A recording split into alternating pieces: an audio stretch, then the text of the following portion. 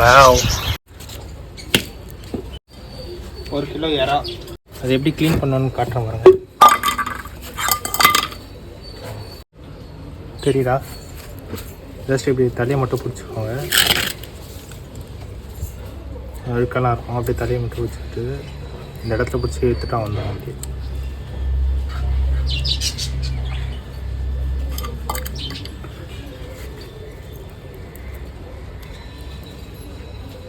இதோட பிடிச்சி எடுத்துட்டாலே அந்த நரம்பு வந்துடும் உங்களுக்கு. ஓகே, வால் வயிற்றில் அந்த மட்டும் கொஞ்சம் தோல் இருக்கும்.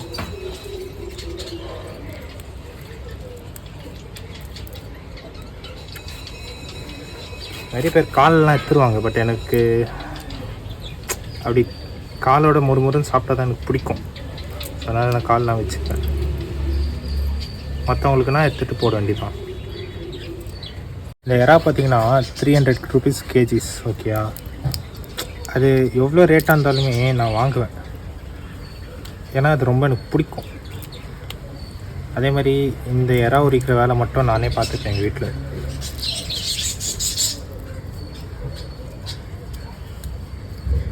அதுவும் ஒரு நல்லாயிருக்கும். டப்பு டப்புன்னு இப்படி தோல் உரிக்கிறோமா, இப்படி தூக்கி அடிக்கிறோமா, அழுக்க வாழண்ட ஒரு இது. அது ஈஸின்னு சொல்ல முடியாது, பட் அது ஒரு ஸ்கில் எறா உரிக்கிறது. இன்னொரு கூட காட்டுற பாருங்க. இப்படி தலையை பிடிச்சி இப்படி ஏற்றிட்டோன்னா தலை வந்துடும். இந்த அழுக்க அப்படியே பிடிச்சி எடுத்து விட்டு வாழை பிடிச்சி ஏற்றோன்னா இங்கே தோல் வந்துடும்.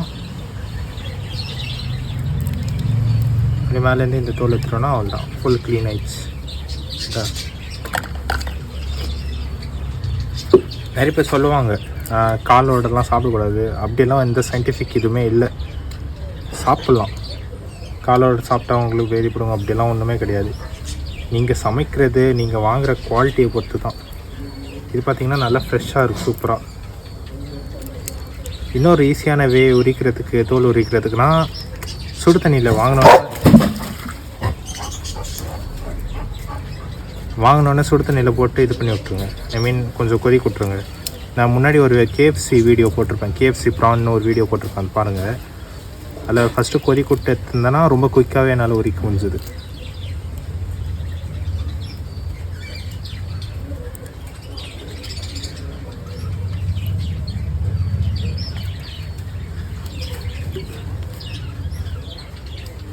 பார்த்திங்கன்னா 1 கிலோவுக்கு ப்ரான் இவ்வளோ வந்திருக்கு. இப்போ கழுவி மஞ்சள் தடவி வச்சுக்கலாம். மஞ்சள் உப்பு மட்டும் தடவி வச்சுக்கலாம். ஸோ தடவி வச்சுருந்தோன்னா ஒரு 24 hours கிட்ட நல்லாவே தாங்கும்.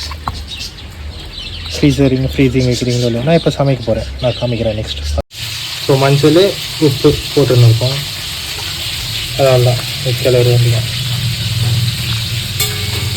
இது எதுக்குன்னா மஞ்சள் எப்போவுமே பார்த்திங்கன்னா ஆன்டிபயோட்டிக். ஓகே, ஸோ அதனால் நம்ம மஞ்சள் எப்போவும் தடவி வச்சுக்கணும்.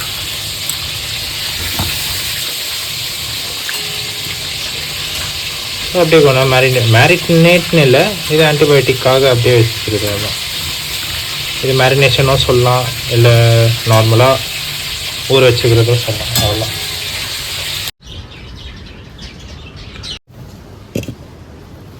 சட்டி நல்லா காஞ்ச அப்புறம் கடுகு எண்ணெய் ஊற்றுறேன்.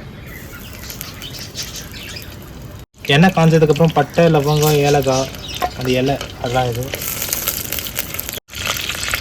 அப்படி போட்டதுக்கப்புறம் வெங்காயம்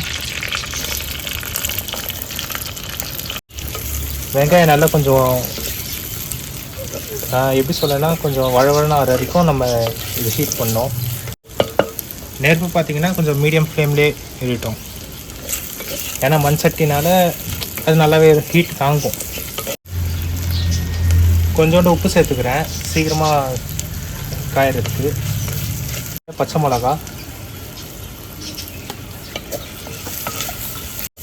வெங்காயம் பார்த்திங்கன்னா தனித்தனியாக அப்படி உதிரி மாதிரி வர ஆரம்பிச்சு பாருங்கள். வெங்காயம் இந்த மாதிரி லைட்டாக ப்ரௌனிஷாக வந்ததுக்கப்புறம் இஞ்சி பூண்டு பேஸ்ட்டு இந்த அளவுக்கு. நான் ஜஸ்ட் ஒருத்தருக்கு எனக்காக மட்டும் சமைக்கிறேன் இப்போ, அந்த அளவுக்கு. ஆக்சுவலி நான் நிறைய சாப்பிடுவேன், அதனால் என் அளவுக்கு இந்த சட்டி அளவுக்கு நான் ஒரு ஆள் இப்போது ஒரு வேலைக்கு சாப்பிட்றேன். ஸோ அந்த அளவுக்கு எனக்கு கொஞ்சம் கிரேவியாக இருக்க பிடிக்கும். அதனால தான் நான் வெங்காயம் இஞ்சி பூண்டு மட்டும் அதிகமாக சேர்த்துக்கினேன். ஓகேயா?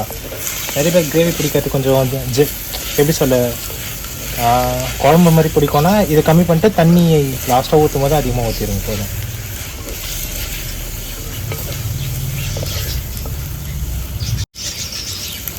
இஞ்சி பூண்டு பார்த்தீங்கன்னா ஒரு ஸ்மெல் வரும். ஓகே, அந்த ஸ்மெல் வந்தோடனே தக்காளி போட்டுடலாம். நம்ம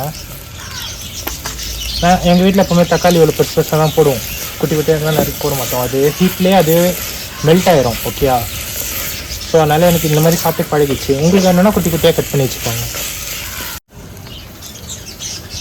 இது வந்து பார்த்தீங்கன்னா மசாலா ஐட்டம்ஸ்.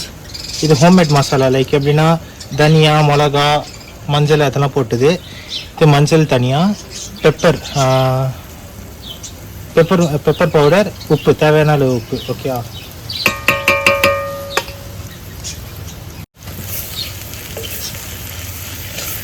கிளற ஆரம்பிச்சிடணும். அப்படியே ஃப்ளேம் வந்து கொஞ்சம் கம்மியான ஃப்ளேமில் வைங்க. ஏன்னா அந்த மசாலா வந்து போட்டு இது கிளறும் போது நல்ல ஸ்மெல் வரும். அந்த ஸ்மெல்லே உங்களுக்கு டெம்ட் ஆகும் சாப்பிடணும்னு, அப்படியே எடுத்து தனியாக சாப்பிட்றணும் அப்படின்னு. நீங்கள் இந்த கிரேவி அப்படியே சோறு கூட தொட்டு சாப்பிட்டீங்கன்னா அது தக்காளி சாதம். அவ்வளோதான். நாங்கள் சின்ன வயசுலேருந்து அந்த கடுகு எண்ணெய் குடிச்சு வளர்ந்துட்டோங்க. அது ஏன்னா சின்ன வயசுலேருந்து எப்படி சொல்லி இது சாப்பிட்டா நிறைய முடி வளரும் அப்படி இப்படின்னு சொல்லிட்டு வளர்ந்துட்டோம். உங்களுக்கு தெரியுதா ஃப்ரெண்ட்ஸ், நான் மார்னிங் கட் பண்ணி வச்சுருந்தேன் யாரா. அது வந்து எப்படின்னா உப்பு மஞ்சள் போட்டு மேரினேட் பண்ணி வச்சுருந்தேன். ஓகே, இது அப்படியே அந்த மசாலா கூட இருக்கும்போதே போட்டு வேண்டியதான். நான் கட் பண்ணும் போதே சொல்லியிருப்பேங்க, எனக்கு எறானா ரொம்ப பிடிக்கும். இருக்கிறதுலே அதிக ப்ரையாரிட்டி கொடுக்குறது பார்த்திங்கன்னா நான் எறாக்கு தான் கொடுப்பேன். அதுக்கப்புறம் நண்டு, அதுக்கப்புறம் மட்டன், சிக்கன்லாம் லாஸ்ட்டு தான். எறாக்கு ஃபஸ்ட்டு ப்ரையாரிட்டி எப்பவுமே எனக்கு. நீங்கள் கூட வேணால் போய் பாருங்கள். நான் கேஎஃப்சி ப்ரான், எல்லா கேஎஃப்சி சிக்கன் தான் சாப்பிடுவாங்க. நான் கேஎஃப்சி ப்ரான் நானே வீட்டில் ட்ரை பண்ணிட்டு நானே சாப்பிட்டேன். நல்லாயிருக்கும். அது உண்மையிலே தி பெஸ்ட்டாக இருந்தது. கொஞ்ச நேரத்தில் பார்த்திங்கன்னா எறாவோட கலர் வந்து ஆரஞ்சிஷாக மாறிடும், பார்க்கவே சூப்பராக இருக்கும். நெக்ஸ்ட்டு கொஞ்சம் நேரம் கழித்து தண்ணி ஊற்றிட வேண்டியதான் நம்ம. அவ்வளோதான். ப்ரானுக்கு ஆக்சுவலி நீங்கள் பார்த்தீங்கன்னா தண்ணி விட தேவையில்லை. அதுலேருந்தே தண்ணியை ஆட்டோமேட்டிக்காக நம்ம ஹீட் பண்ண அது வரும். ஓகே, ஸோ அதனால் நீங்கள் தண்ணி விடணுன்னு அவசியம் இல்லை. அதுவே ஆட்டோமேட்டிக்காக தண்ணி வெளில வந்து பாயில் ஆகும். எப்படி ஆயில் தனியாக செப்பரேட் ஆகிட்டு வருது பார்த்தீங்களா? ஸோ ஃபியூ மினிட்ஸில் பாருங்கள் அது ஆரஞ்சிஷாக மாறிடும். அதே மாதிரி ப்ரான் பார்த்தீங்கன்னா குக் ஆகிறதுக்கு 5 to 10 மினிட்ஸ்லேயே குக் ஆயிரும், நல்லாவே குக் ஆயிரும். பார்த்தீங்கன்னா காஷ்மீரி மிர்ச் லாஸ்ட்டாக ஆட் பண்ணுறேன். அது ஏன்னா எனக்கு காரம் ரொம்ப பர்சனலாக ரொம்ப பிடிக்கும், அதனால் காரமாக ஆட் பண்ணுறதுக்கு. அண்ட் பார்க்கவும் நல்லாயிருக்கும் கலர். ஒரு சில ஃபுட்டெல்லாம் பார்த்தீங்கன்னா பார்த்தாலே ட்ரெம்ட் ஆகும், பார்த்துக்கிறீங்களா? அந்த மாதிரி கேரக்டரில் காஷ்மீர் மிர்ச் எல்லாம் ஆட் பண்ணுவாங்க. செம்ம ஸ்மெல்லாக இருக்குது ப்ரானுக்கு. கேமராவில் ஸ்மெல்லை காட்ட முடியாது, இல்லைன்னா காட்ட சூப்பராக ஸ்மெல் வருதுங்க. அப்படியே மண் செட் வச்சு நான் மூடி வைக்கிறேன் கொஞ்ச நேரம். அப்போ தான் குயிக்காக பாயில் ஆகும்.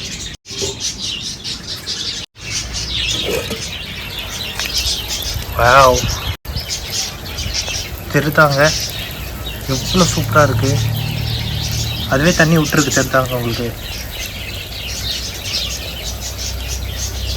கிளறுவோம் பாருங்கள். இப்போ அடியெல்லாம் எதாவது பிடிக்கல தெரிதா?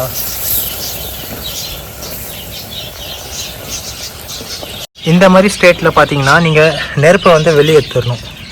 ஃப்ளேம் கொஞ்சம் கம்மி பண்ணிடணும். ஓகேயா? இந்த மாதிரி ஸ்டேட்டில் பார்த்தீங்கன்னா ஒயிட் ரைஸ் போட்டு விட்டுருணும். இது மோர் ஓவர் லைக் தமிழில் இருக்கிற இந்த புளி சாதம், தேங்காய் சாதம், மிக்சர் வெரைட்டி ரைஸ் இருக்குல்ல, அந்த மாதிரி டைப் தான். டொமேட்டோ மெயினாக சொல்லப்போனால் எங்கள் அம்மா ஞாபகப்படுத்துகிறாங்க. அவ்வளோதான், அது கிளற வேண்டி தான். நீங்கள் ஃப்ளேமில் இல்லாமல் இருந்தால் கூட பரவாயில்ல, ஃப்ளேம் வைக்காமல் இருந்தால் கூட ஓகே. நாம போட்ட இறா எல்லாத்தையும் காணும், கீழே இருக்கு. ஓகே, கிளறணுன்னே இந்த மாதிரி ஆயிரும். இப்போ பார்த்தீங்கன்னா கிளறின அப்புறம் இந்த மாதிரி தான் இருக்கும்.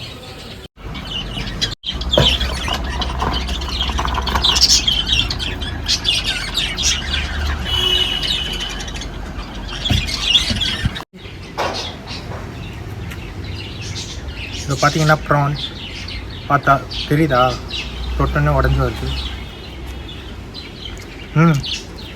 நல்லா குக் ஆகிருக்கு.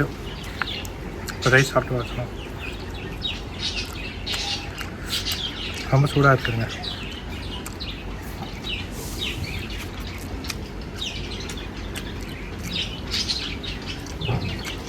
டிஃப்ரெண்ட்டான டேஸ்ட் இருக்கு. ஆனால் ப்ரான் ரைஸ் மாதிரி இல்லை, ஒரு அந்த பிரியாணி டேஸ்ட் மாதிரி இருக்குது. லைக் ஏன்னா நம்ம அந்த ஸ்டார்டிங்கில் அந்த இலை பிரியாணிக்கு ஆட் பண்ணுற அந்த இன்க்ரீடியன்ஸ்லாம் இருக்குல்ல, அதெல்லாம் ஆட் பண்ணனால பிரியாணி டேஸ்ட் லைட்டாக வருது. கூட ப்ரான் கூட தொட்டு சாப்பிடும்போது நல்லா வருது. நல்லா இருக்குது, டிஃப்ரெண்ட்டாக இருக்குங்க. ட்ரை பண்ணுங்கள் நீங்களும்.